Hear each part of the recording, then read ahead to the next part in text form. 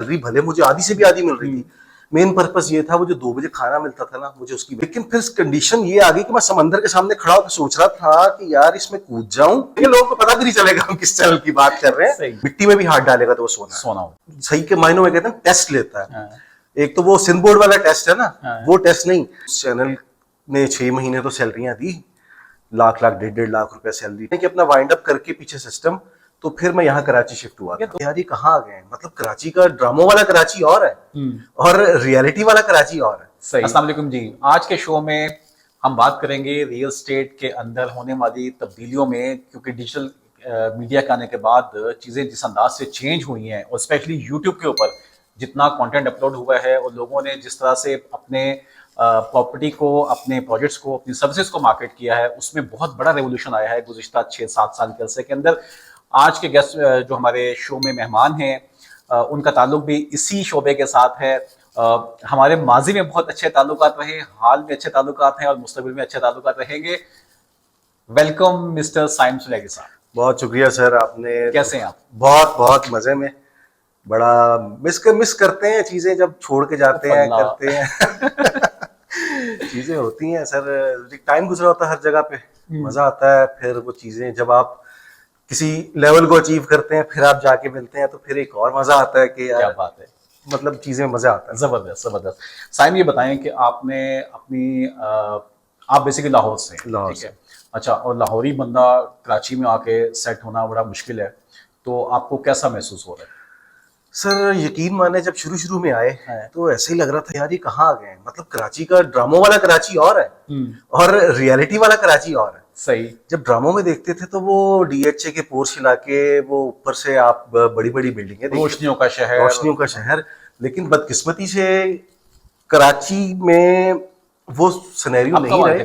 मैं 2017 में आया था और आया मैं एक चैनल के अंदर, जॉब थी मेरी एज ए डबिंग आर्टिस्ट, मेरी बेगम की, मेरे भाई की। अच्छा, मैं पूरा यानी कि अपना वाइंड अप करके पीछे सिस्टम, तो फिर मैं यहाँ कराची शिफ्ट हुआ। 2017 कराची तो बहुत अच्छा था, आपने तो 2008-10 वाला कराची नहीं देखा। मैंने 1996 वाला भी देखा। अच्छा, तब मैं छोटा था। अच्छा, लेकिन उस वक्त आए थे। लेकिन मैं बिजनेस काम के पॉइंट ऑफ व्यू से बात कर रहा हूँ कि जब जॉब के लिए आए कराची के अंदर, किसी भी नए बंदे को आना सबसे जरूरी एक चीज, कराची आपको सही के मायनों में कहते हैं टेस्ट लेता है। एक तो वो सिंध बोर्ड वाला टेस्ट है ना, वो टेस्ट नहीं, कराची जो टेस्ट लेता है, जिसने उसको पास कर दिया फिर समझ ले कि वो मिट्टी में भी हाथ डालेगा तो वो सोना हो जाएगा। बिल्कुल, नो डाउट। बिजनेस हब है पूरे बिल्कुल पाकिस्तान का। बिल्कुल। अच्छा, तो कराची में आने के बाद आपने काम किया एज अ एक्टिंग साइड के ऊपर? नहीं, एज एन एक्टिंग साइड के ऊपर तो नहीं, मैं डबिंग आर्टिस्ट था। वॉइस ओवर्स वगैरह करता था कमर्शियल्स की और प्रोग्राम्स की। लेकिन अनफॉर्चुनेटली उस चैनल ने 6 महीने तो सैलरियां दी, लाख लाख 1.5 लाख रुपया सैलरी पे बुलाया सबको, सैलरियां वो एक शशका का नाम नहीं लेंगे, बिल्कुल नहीं लेंगे, लोगों को पता भी नहीं चलेगा हम किस चैनल की बात कर रहे हैं।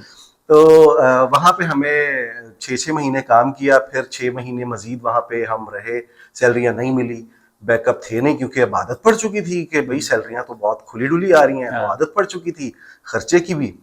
तो बस फिर वहां से चलते चलते जब वो वाइंड अप हुआ उसके बाद समझ नहीं आ रही थी।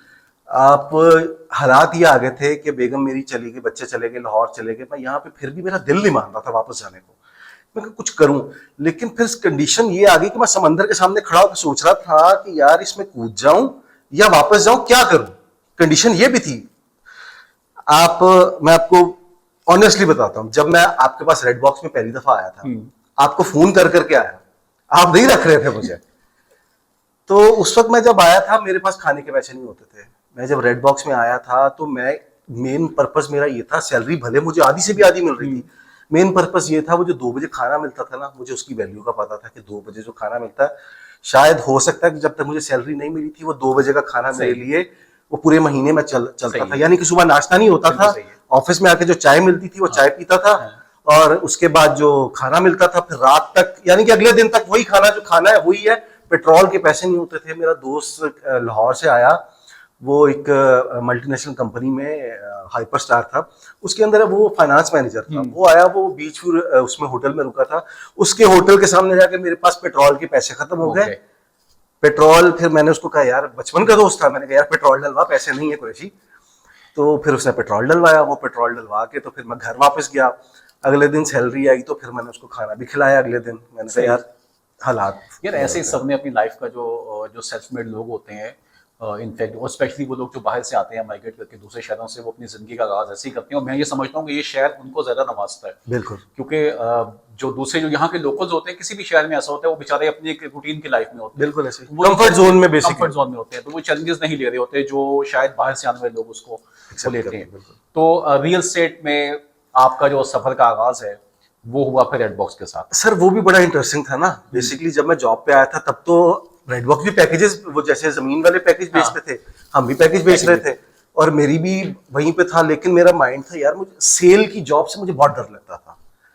मैं सेल करूंगा, नहीं होगी तो फिर मैं क्या करूंगा, सैलरी तो सेल बेस पे मिलेगी, सैलरी नहीं मिलेगी तो फिर मैं कैसे और कमीशन के मजे लगे नहीं थे, कमीशन के नहीं लगे थे, पता ही नहीं था ना कमीशन का, कभी लिया ही नहीं। असल हालांकि मैं 2017 में Zameen.com में मैंने कुछ 6 माह जॉब की थी, सही, लेकिन वहां पे वो कमीशन मिलता था, एक मिनिमम कमीशन था, वो चीज नहीं समझ आ रही थी। मैं वीडियो की तरफ था, मैं वीडियोस कर रहा था मेरा, क्योंकि 2007 से मैं रफी पीर के साथ मुंसलिक रहा, फिर वहां से एक्टिंग करता रहा। 2016 में लास्ट ड्रामा किया, 17 में कराची आया, यहाँ पे आके वो नहीं रही किस्मत वैसी। लेकिन फिर जब मैंने यहाँ पे यूट्यूब पे काम शुरू किया तो यूट्यूब पे एक वो ऑडियंस आना शुरू हो गई, एक कॉन्फिडेंस भी आना शुरू हो गया। हालांकि यूट्यूब भी मैं 2008 से कर रहा था, सही, फिर वो छोटे छोटे क्लिप्स डालता था। फिर 2014 के अंदर हस्बैंड वाइफ्स के जो स्किट्स होते हैं पहली दफा यूट्यूब पे मैंने और मेरी बेगम ने किए थे। सही, वो चैनल बाय चांस वो डिलीट हो गया या उस पर स्ट्राइक्स वगैरह कुछ आ गई थी, वो खत्म हो गया। लेकिन मैं उस वक्त से मतलब पंगे लेना मेरी आदत है, कुछ नई नई चीजें करता रहूंगा। लेकिन खौफ जो सेल का था वो आके तब खत्म हुआ जब मैंने पहली वीडियो एएसएफ सिटी की थी, जिसके अंदर वो, बल्कि आपको याद होगा मैंने कहा था यार, अच्छा मजे की बात यह है कि जिस दिन मैं आपके पास वीडियो करने आया था, मैं उस वक्त इंटरव्यू दे के आया था एक इंश्योरेंस कंपनी के अंदर।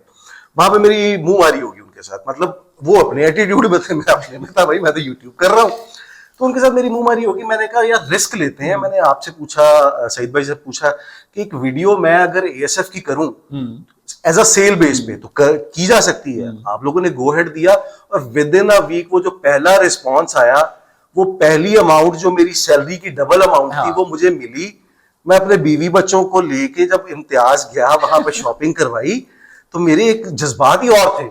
फिर उसी के अगले हफ्ते में दूसरी सेल होगी। मैंने कहा बस यही डायरेक्शन मिल गई। तो मेनली यही होता है कि हम लोगों को स्किल्स आती हैं, बट एक्चुअली उनको एक रास्ता चाहिए होता है बाहर। बिल्कुल, डेफिनेटली, वो डायरेक्शन हमें मिल गई और काम करते हैं। क्योंकि यूट्यूब पे उस जमाने में साइम बहुत काम किया हमने, और एएसएफ का आपने नाम लिया तो एएसएफ के मेरे ख्याल में बहुत जो टॉप की सेल्स थी वो हमारे पास चलती फिरती सेल होती थी। कॉल आ रही है, सेल हो रही, कॉल आ रही, सेल हो रही। वो जो सेल वाले बंदे थे वो खुद परेशान होते थे, यार ये सेल कैसे हो रही है।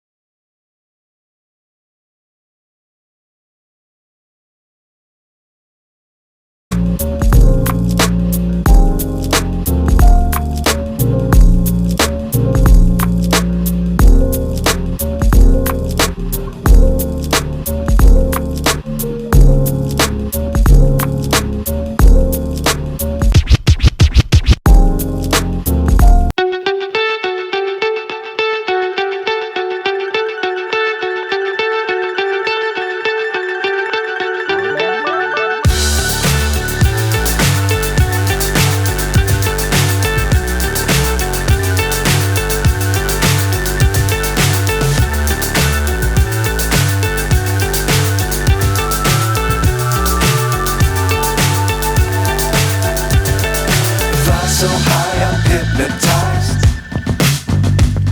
What's up is down, what's left is right. Chasing stars and holding you. I can't see the end, but we'll see it through.